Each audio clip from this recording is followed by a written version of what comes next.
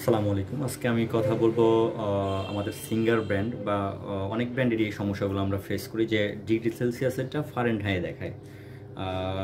তো সেই ক্ষেত্রে আমাদের কী করণীয় বা কীভাবে এটা সমাধানের একটা পন্থা অবলম্বন করবো আমরা।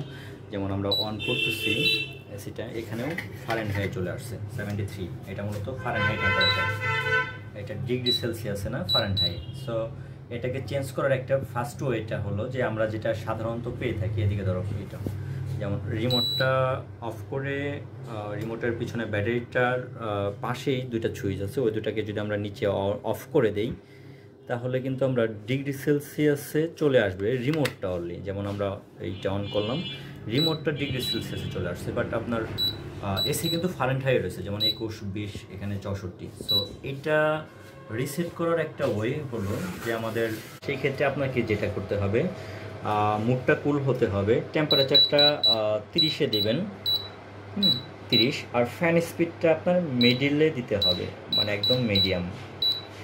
এটা ফ্যান স্পিড মানে ইনডোরের যে ফ্যান স্পিডটা, এটা অটো, এটা লো, এটা মিডিয়াম, তারপরে একটা হাই দেওয়ার পরে স্লিপ বাটনটাতে 12 বার প্রেস করতে হবে।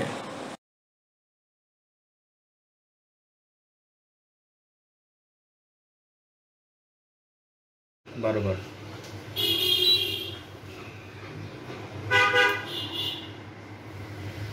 এক, দুই, তিন, চার, পাঁচ, ছয়, সাত, আট, নয়, 10, 11, 12,